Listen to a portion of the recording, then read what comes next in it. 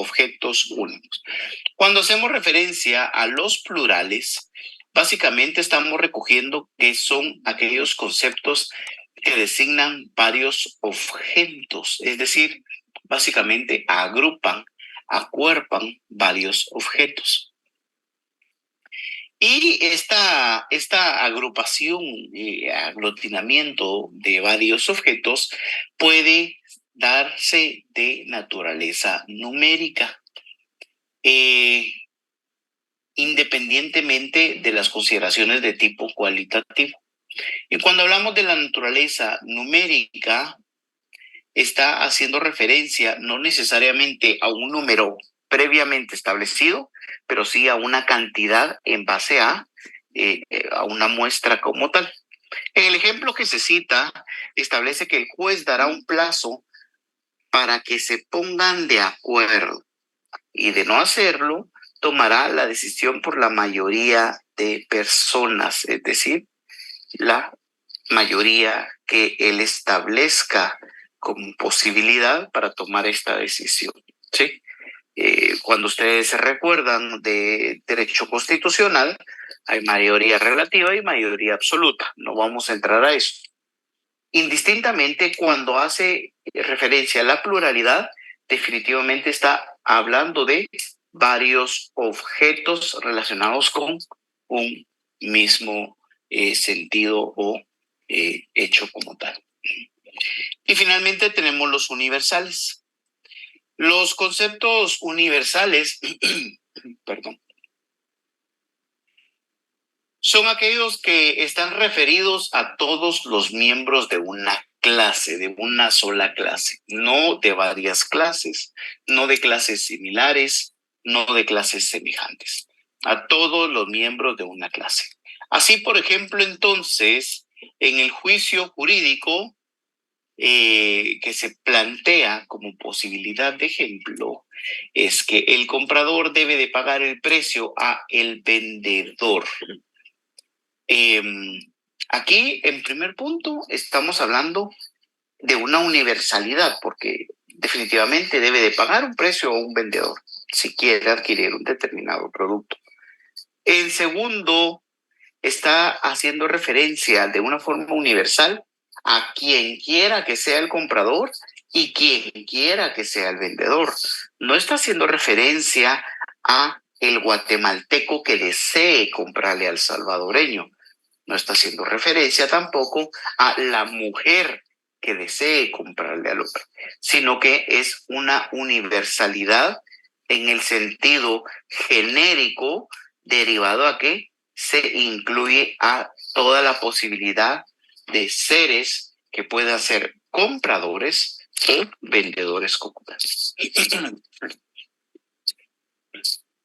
Entonces, acá encontramos el sentido lógico de la universalidad en el concepto. Entonces, tenemos que se divide en singulares, en plurales y en universales. Ahora vamos con desde el punto de vista de su contenido.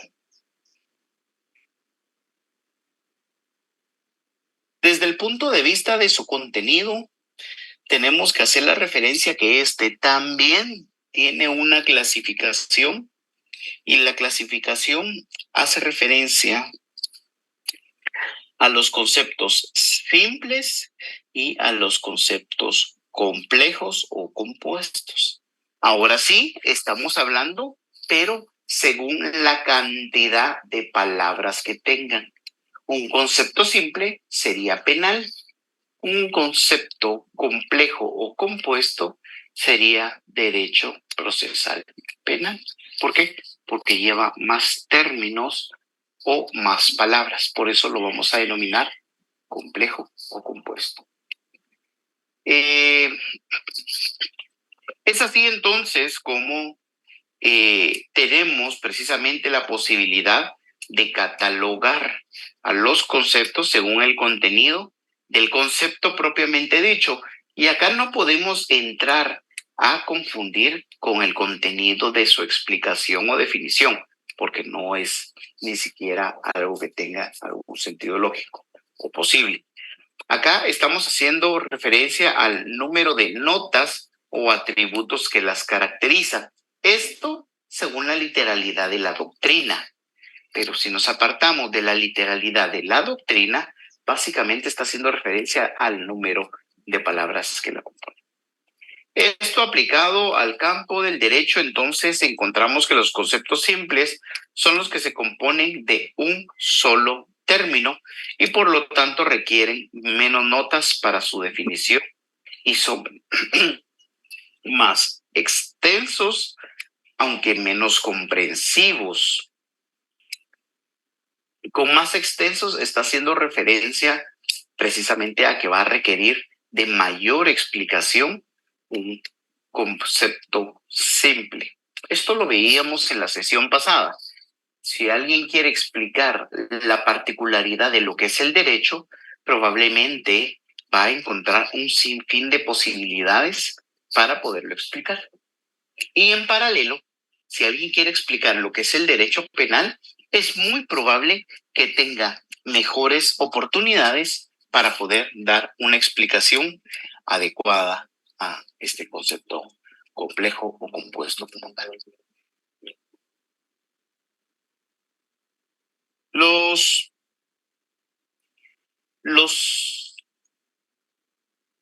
conceptos complejos o compuestos, entonces, son aquellos que necesitan de varios términos o notas de significación para poder expresarse. Como por ejemplo, cita la diapositiva, tenemos una sociedad anónima, una escritura pública y así podríamos encontrar otros ejemplos como tal.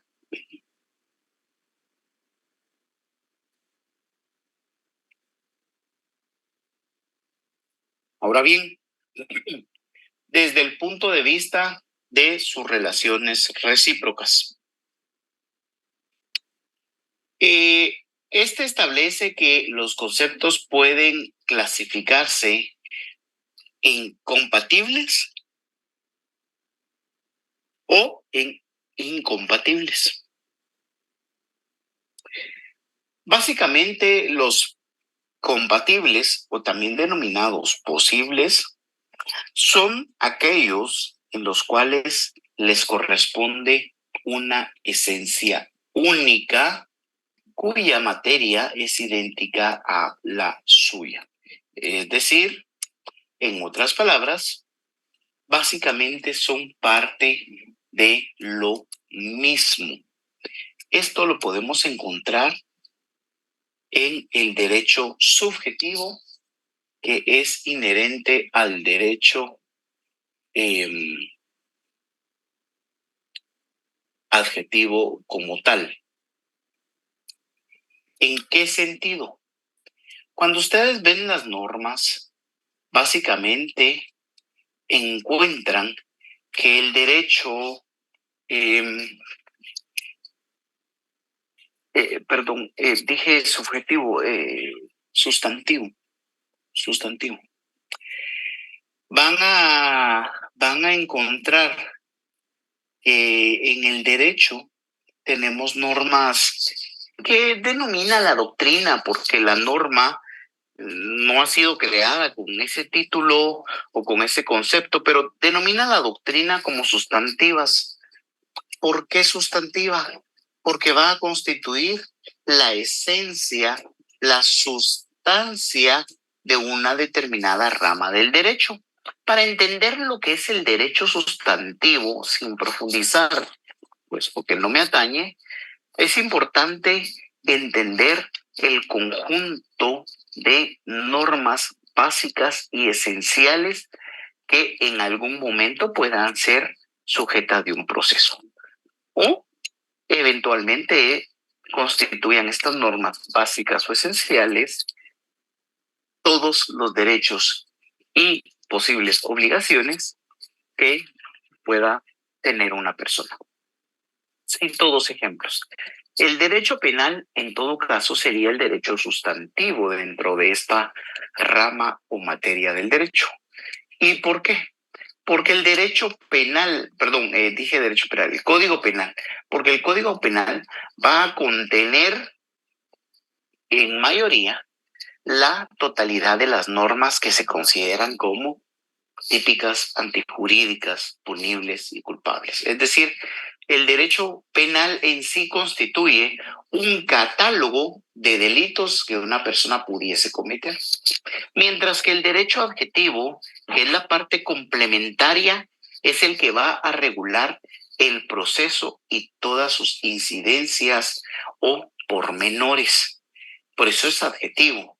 Y en este caso, cuando hablamos de posibles o compatibles, estamos haciendo la referencia precisamente a una norma sustantiva y una norma adjetiva, siempre y cuando sean de la misma materia, rama, naturaleza, esencia.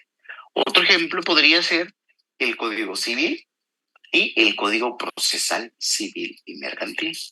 Cuando ustedes estudiaron Derecho Civil 1, se percataron que el Derecho Civil va a regular que la persona, la familia, el matrimonio, los contratos, etcétera, etcétera. Es toda la esencia del universo de normas civiles o de la norma civil como tal.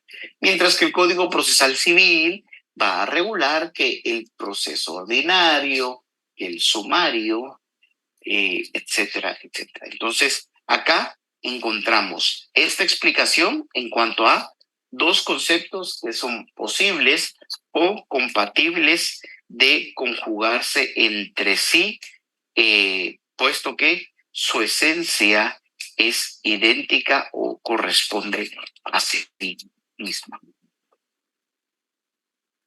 En cuanto a los imposibles o incompatibles, de entrada encontramos una manifestación que es el deber jurídico de cumplimiento potestativo, ¿sí? O si quieren lo modificamos, la obligación jurídica de cumplimiento potestativo. Esta es una seria contradicción, puesto que es de carácter imposible, ya que ningún deber jurídico puede considerarse como librado en su cumplimiento ante la potestad de un sujeto como tal. Y definitivamente encierra una gran contradicción y contrasentido, puesto que no se puede tomar el cumplimiento de un deber jurídico como una facultad de decisión por parte de quien la debe ejercer. ¿Por qué? Porque es un deber, es una obligación, es una imposición, no es una sugerencia ni nada por el estilo, ¿sí? Otro ejemplo podría ser el Código Penal con el Código Procesal Civil y Mercantil. Ojo aquí, porque no podemos confundir la posibilidad de integración de normas. Esto ya lo vieron también en teoría del proceso. Y esta es la posibilidad que ante la ausencia de la reglamentación de la norma dentro de una misma materia, podemos de forma supletoria integrarla con una disposición de otra norma. Por ejemplo, en el derecho penal se hace referencia a la posibilidad de decretar medidas cautelares en contra de un determinado sujeto. Sin embargo, la naturaleza de las medidas cautelares es eminentemente civil y es por ello que cuando se va a aplicar una disposición relacionada con una medida cautelar, definitivamente tenemos que hacer acopio a la norma de naturaleza civil que la regula en integración, por supuesto, con la norma penal que pretendemos aplicar.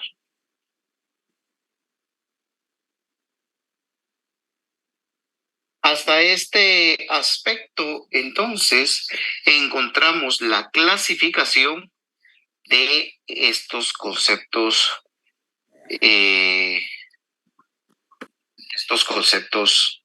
jurídicos como tal, ¿sí?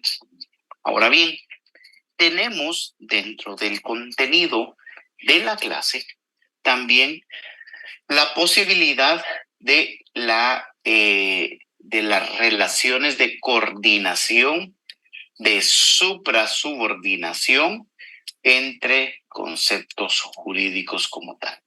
Relaciones de coordinación, vamos a quitarle el supra para no confundir. Relaciones de coordinación y relaciones de subordinación. ¿Cómo se coordinan o se conjugan los conceptos en sí y cómo están subordinados unos conceptos de otros? Esto en el sentido de que si no entendemos un concepto difícil, un concepto simple como tal, difícil va a ser comprender un concepto complejo. Por ejemplo, en una relación de coordinación sería coordinar el concepto del derecho a secas con el concepto de lo civil, ¿sí? Y en esta coordinación de conceptos encontraríamos básicamente lo que es el derecho civil. Ahora, relaciones de subordinación entre los conceptos jurídicos. Los conceptos jurídicos como tal incluso pueden tener la posibilidad de subordinación. Por ejemplo, en la cúspide podemos colocar el concepto generalizado del derecho. Abajo podemos encontrar un concepto más específico de las ramas del derecho, que sería derecho penal, civil, mercantil, laboral, marítimo, internacional, todos los que se le ocurran. Ahí podemos colocar todos. Y abajo incluso de cada uno de estos podemos encontrar otra subclasificación o clasificación como tal, quieran denominarle, relacionada con esto. Y precisamente esa subordinación, en primer término, a lo que nos llama es a precisamente que si no entendemos un concepto generalizado, difícil va a ser el entendimiento de los conceptos ya más individualizados o específicos como tal. Entonces, acá tenemos precisamente que estas relaciones entre los conceptos se pueden dar de coordinación y de subordinación, precisamente haciendo referencia a lo anteriormente dicho. Por ejemplo, también cita en la diapositiva qué relación puede existir entre el concepto genérico del contrato y el contrato de arrendamiento, o bien contrato de compraventa, si ustedes así lo consideran. Es obvio que existe una relación de subordinación entre estos últimos en concatenación con el concepto general de lo que es el contrato como tal. ¿Sí? Básicamente, la generalización motiva la subclase del contrato civil y posteriormente, por ejemplo, del contrato de arrendamiento y posteriormente, si lo queremos agudizar más, la posibilidad de un contrato de subarrendamiento, ya, si lo queremos agudizar eh, aún más. Entonces, estas relaciones de coordinación y subordinación entre conceptos jurídicos es posible, por supuesto, que también cuando estemos hablando de objetos de una misma clase y no conjugación de objetos que no tienen ningún sentido conjugar.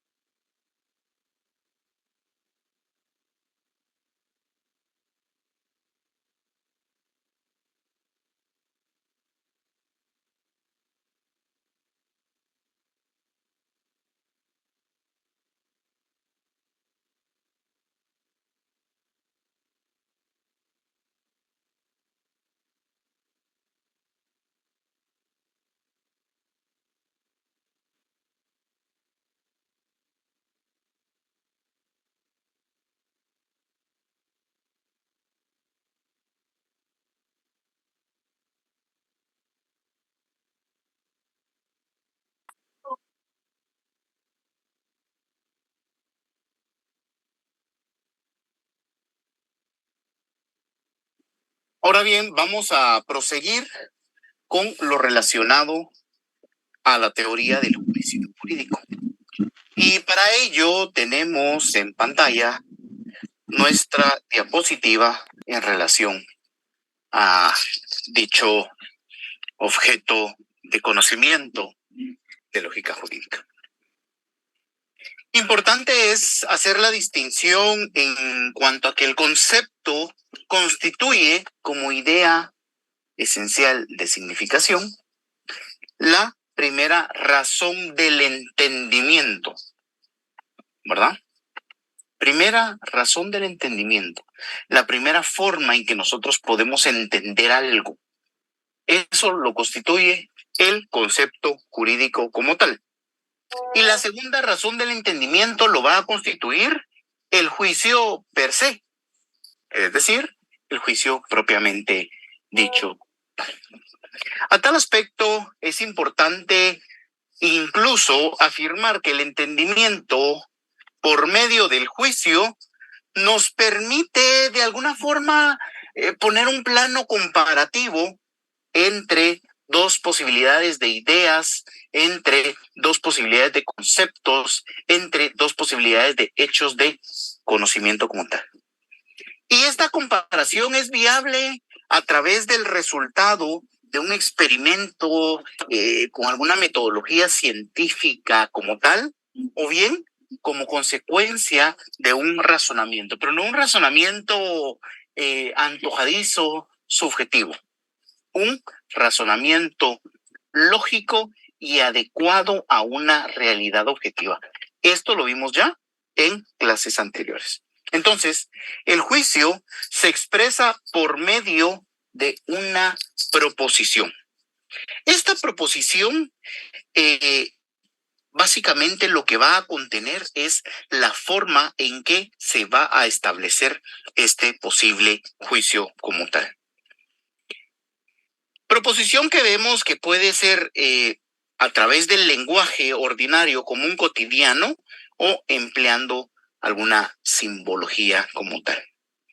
Y esta proposición conlleva implícita la posibilidad de afirmación o negación acerca de un objeto de conocimiento. Es decir, el juicio puede conllevar el hecho de que vamos a afirmar la existencia de algo, vamos a afirmar la explicación o resultado de algo, o sencillamente lo vamos a negar. ¿Sí? En todo juicio vamos a ver que hay tres elementos fundamentales y esto nos conduce en retrospectiva a las aulas del colegio. cuando veíamos la composición de las oraciones sujeto-predicado. Esa era la composición básica. Por supuesto que hay otros elementos, pero no estamos para discutir de ellos. Y vemos nosotros que básicamente se da la misma premisa en los juicios. Y aquí encontramos que la clasificación, los elementos fundamentales, sustanciales del juicio jurídico es el sujeto, la prédica, que básicamente lo conocemos como predicado en la terminología y lenguaje común, y cópula. Por sujeto, por supuesto que tenemos ese ser, ese objeto sobre el cual se va a afirmar o negar algo. Es aquello de lo cual vamos a llegar a una conclusión de afirmación o negación. La prédica, básicamente, es lo que afirma o lo que niega respecto a el sujeto como tal. Es decir, la explicación del por qué va a afirmar o va a negar una determinada proposición como tal. Y la cópula, pues básicamente es lo más práctico y va a ser aquella unión, aquel enlace que une al sujeto y a el predicado o la prédica en este caso. Ahora bien, nos vamos a la estructura del juicio jurídico. Y cuando hacemos referencia a la estructura del juicio jurídico, ya no estamos haciendo referencia a los elementos esenciales del juicio como lo fue el sujeto, la prédica y la cópula. Acá, en la estructura del juicio jurídico, vemos que para poder llegar a esa hipótesis por verificar o incluso a esa afirmación o a esa negación, tenemos que previamente determinar algunos aspectos. Primero, las proposiciones. ¿Cuáles son esas propuestas lógicas que se están planteando dentro de un determinado juicio? Y aquí le pusimos entre paréntesis la envoltura lingüística que básicamente hace acopio a esa narrativa y a esa explicación como tal que algo va a tener. Los juicios propiamente dichos y los contenidos objetivos. Recuerden que cuando hablábamos de contenidos objetivos o de realidad objetiva es porque por conocimiento, por sentido común, por práctica, por cualquiera de estas razones singulares, nosotros encontramos que es posible llegar a este contenido de naturaleza objetiva. Ahora bien, tenemos un ejemplo que cita un tratadista en relación a la estructura del juicio jurídico. Y el ejemplo hace referencia a que, por ejemplo, un juicio formal simple sería el libro está en la gaveta del escritorio. Acá podemos distinguir fácilmente cuál es el sujeto, cuál es la prédica y cuál es la cópula. Ahora, en cuanto al juicio lógico que expresan las palabras de la afirmación y finalmente el hecho sobre el cual estamos haciendo referencia, ya indagamos un poquito más. Encontramos en primer término que estamos haciendo referencia a un libro. Ese es el objeto sobre el cual vamos a afirmar o a negar una cosa. La prédica, por supuesto, es la afirmación que está en la gaveta del escritorio. Y la cópula es precisamente la conexión entre estos. Es de esta forma en que tenemos una proposición, encontramos el juicio y encontramos el contenido objetivo. Ahora bien, para poder determinar si el contenido es objetivo como tal, en este ejemplo, pues bastaría con verificar si este libro está en una gaveta. De no ser así, definitivamente no tendríamos un contenido objetivo y estaríamos faltando a uno de los elementos esenciales de la estructura del juicio jurídico. Ahora, tenemos, por otro lado, lo que la doctrina ha denominado posibilidades para la acción del derecho. Posibilidades para que el derecho actúe, para que haya acción dentro del ámbito del derecho. Y en primer término, establecemos que la doctrina refiere que una conducta regulada, cuando hacemos referencia a regulado, pues precisamente estamos haciendo referencia a normado, a que se encuentra contenido en una ley. Por supuesto, vigente, está de más decirlo. Las 4 posibilidades son lo prohibido, lo permitido, lo obligatorio y lo potestativo. En primer lugar, ¿qué es lo que se prohíbe?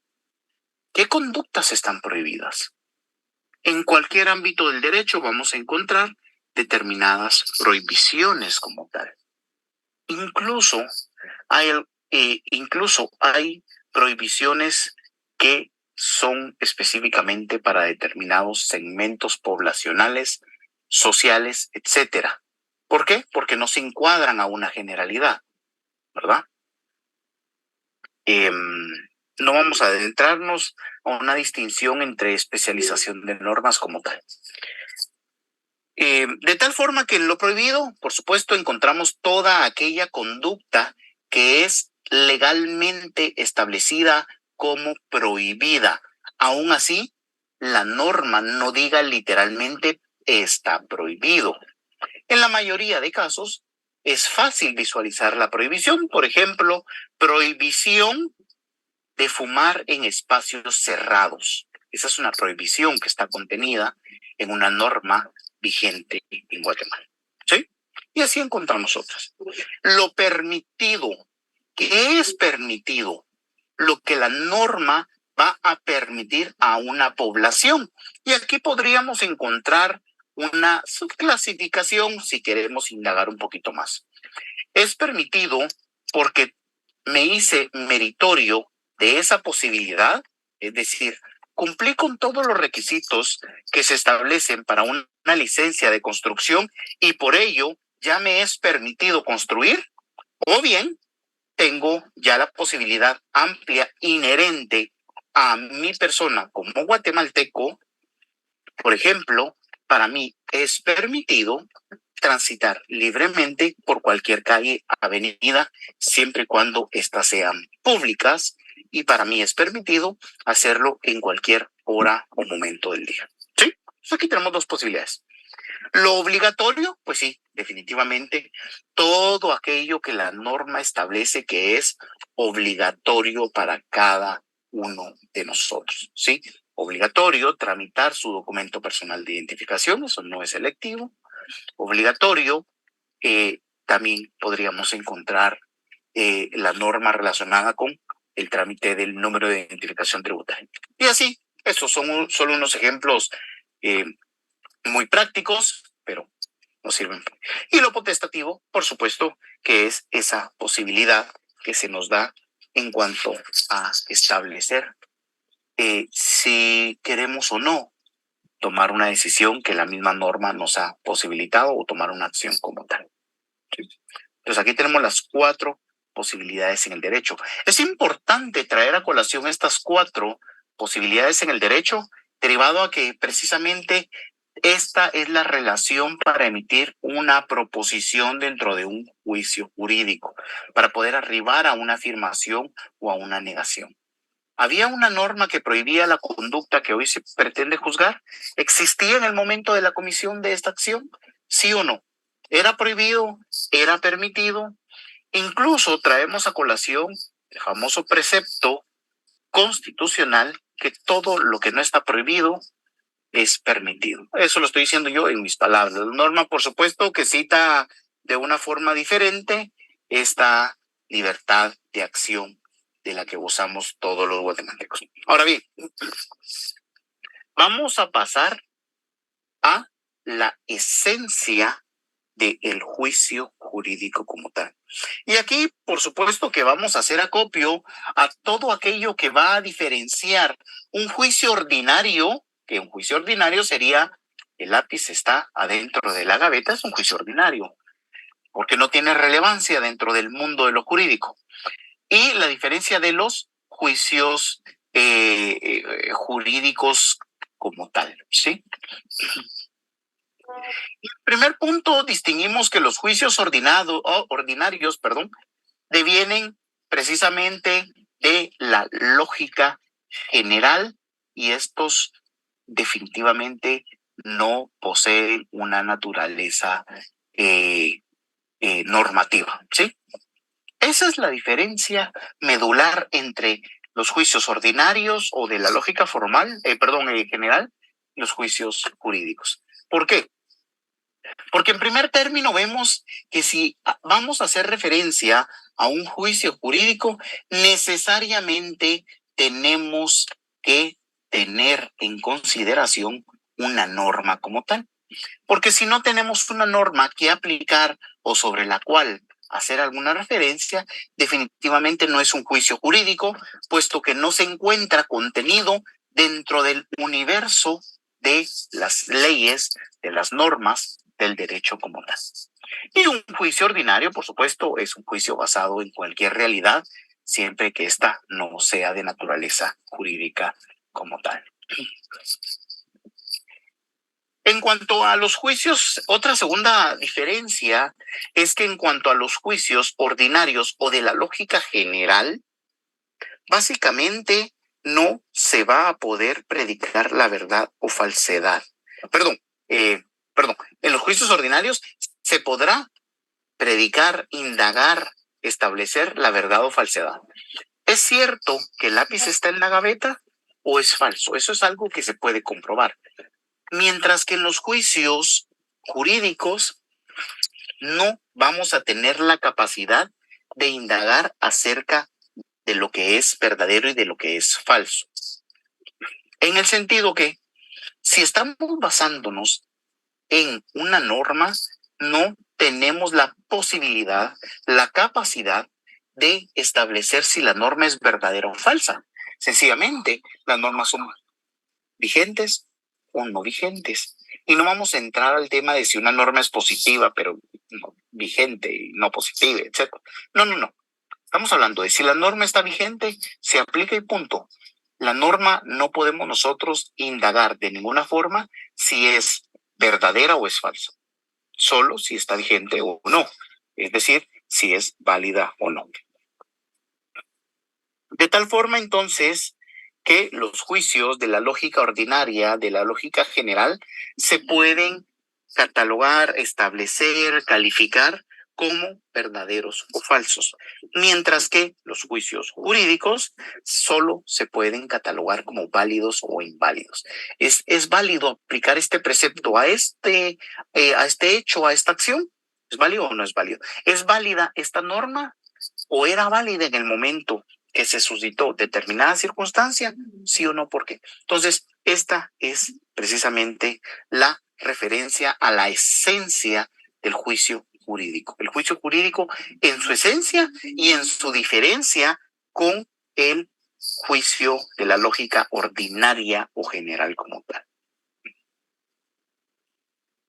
Continuando de esa forma, entonces, la validez de un juicio jurídico se basa en el hecho precisamente, en primer lugar, la validez se va a basar en primer lugar desde el sótano en tener una relación con una norma.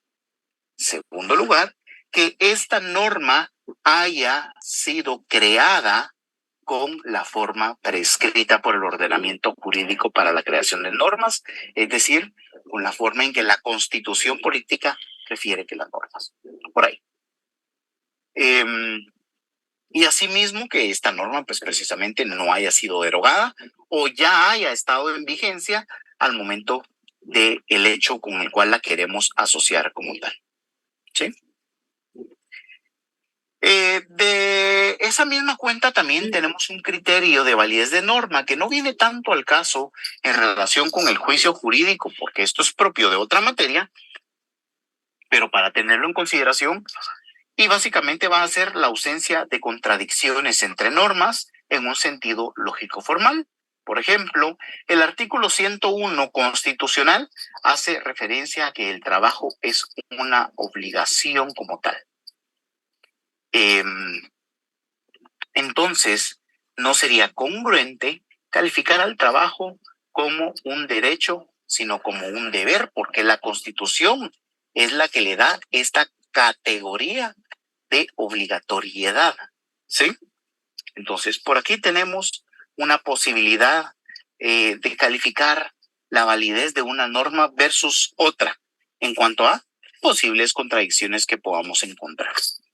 En fin, la esencia del juicio jurídico, como vimos, es en cuanto a la validez o invalidez o no validez de una norma como tal, en cuanto a que pueda ser aplicada en una posibilidad de un juicio como tal. Y de la lógica general, ya vimos que aquí sí, contrario censo, puede ser verdadero o puede ser falso. En cuanto a la clasificación, ahora vamos a entrar a la clasificación de los juicios jurídicos. En cuanto a la clasificación, establece el tratadista García Maínez que los juicios jurídicos, dice jurídicas, me equivoqué por ahí, se basan o se clasifican en una cuádruple posibilidad, ¿sí? Y esta posibilidad atiende a la cantidad, la calidad, la relación y la modalidad. Nuevamente nos hace la,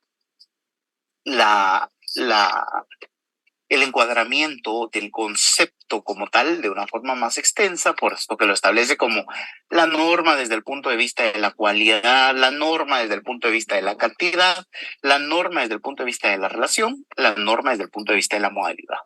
No voy a repetir tanto la norma desde el punto de vista de, porque todos estamos bien sabidos que desde que comenzamos la materia, perdón, la clase de juicio jurídico, en todo momento estamos haciendo referencia a la norma. Entonces, lo vamos a ver desde la cualidad, desde la cantidad, desde la relación, desde la modalidad. Ahora, cuando hablamos de la norma desde el punto de vista de la cualidad, precisamente estamos refiriendo que pueden haber juicios positivos y juicios negativos, ¿sí? Cuando hacemos también incluso referencia a lo cualitativo, estamos haciendo referencia a la calidad de algo, ¿sí? Al aspecto de la calidad de algo, y en este caso sería de este juicio. Entonces, dado que en todo juicio jurídico puede existir esta posibilidad, es importante hacer esa referencia a que pueden ser desde el punto de vista de la cualidad o de la calidad, pues, positivos o negativos. Entonces, de esa cuenta se evidencia que las normas pueden ser positivas o pueden ser negativas. Positivas, según la doctrina, vamos a encuadrar a todas aquellas normas que en medida de lo posible sean permisivas o sean posibilitadoras, por decirlo así, de determinadas acciones o hechos como tal. Y negativas en la medida que sean restrictivas o que sean prohibitivas como tal. ¿Sí? Entonces, esta posibilidad de la calidad de la norma la encontramos en cuanto a la posibilidad de ser positivas o la posibilidad de ser negativas, según sea el caso que permita o que restringe o prohíba. Restrinja o que prohíba. Ahora, los juicios positivos se expresan en el derecho como normas que permiten, normas que posibilitan, normas que admiten determinadas conductas, etcétera. Y los juicios negativos se establecen precisamente como aquellas normas que restringen como tal. ¿Sí? Y aquí encontramos el precepto precisamente constitucional que había hecho referencia anteriormente en cuanto a esa posibilidad de poder hacer todo aquello que no está prohibido en la ley como tal. Y las normas prohibitivas, que sí lo hicimos referencia anteriormente, pues sí, precisamente dentro del universo de la denominación de negativo, es porque van a restringir determinadas posibilidades de acción. Ahora bien, las normas desde el punto de vista de la cantidad. Acá podemos tener dos perspectivas relevantes. Uno, las normas genéricas, las normas generales, todas aquellas normas que fueron creadas para ser de atención de una colectividad. Y estas normas genéricas equivalen a juicios universales, ya sea estos positivos o negativos, es decir, que posibiliten o que prohíben, y también contiene aquellas que obligan o facultan a todos los sujetos comprendidos dentro de una clase designada por el concepto o por el sujeto de la disposición de la norma. Con una clase designada no estamos haciendo referencia a un grupo aislado de personas. Estamos hablando de, por ejemplo, normas relacionadas con el tránsito, le son del departamento de Escuintla, le son aplicables a todo aquel que viva o que esté de paso por Escuintla. ¿Sí?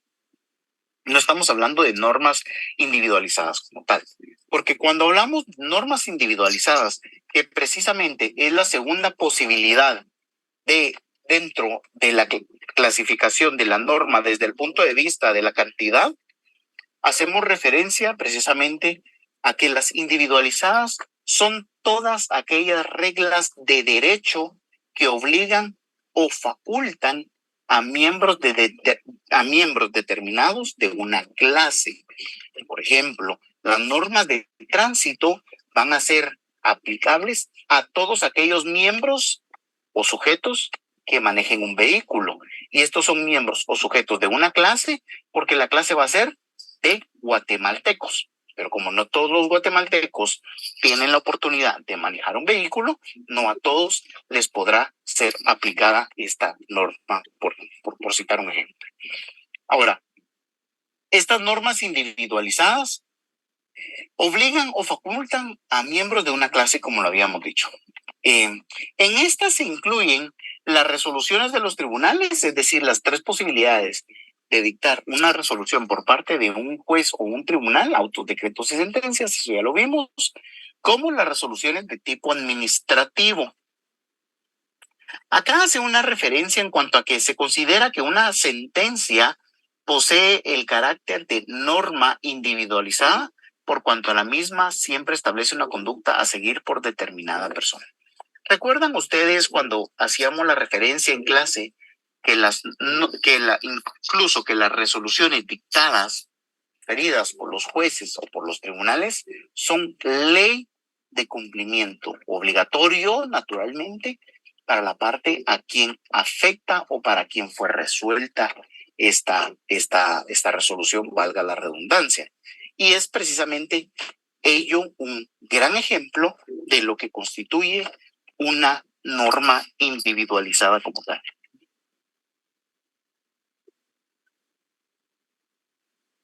Ahora bien, las normas desde el punto de vista de la relación que tienen como tal. Acá tenemos en primer punto que se considera la categoría más importante de los juicios jurídicos. Esto debido a que todo juicio en el campo normativo va a suponer el establecimiento de una relación entre dos sujetos.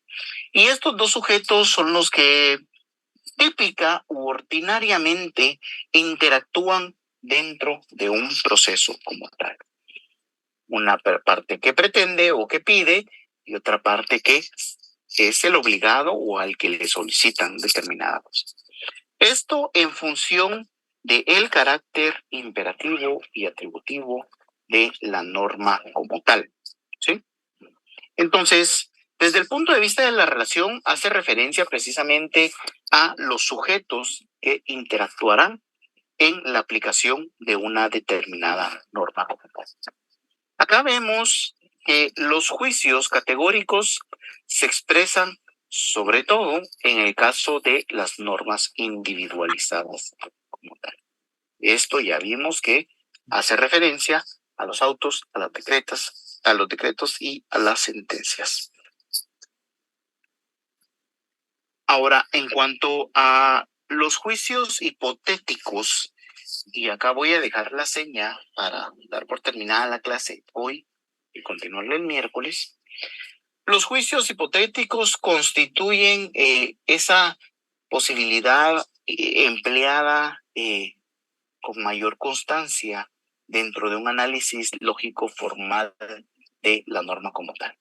Estos abarcan una serie de manifestaciones que a su vez pueden clasificarse según su naturaleza positiva o negativa y son las que vemos nosotros precisamente en este momento.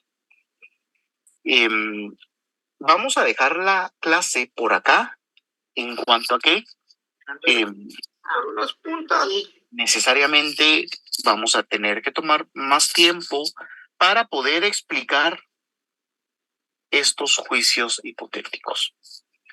Ya estamos por finalizar todo lo relacionado con el juicio jurídico como tal y de esa cuenta nos estamos adentrando a culminar con el contenido del primer examen parcial.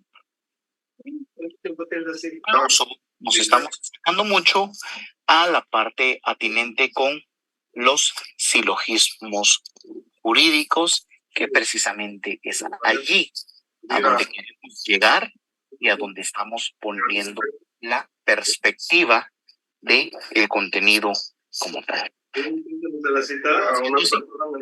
Así por acá y la retomamos el próximo día viernes. Tengan todos buenas tardes. Feliz tarde, licenciado. Feliz tarde, licenciado.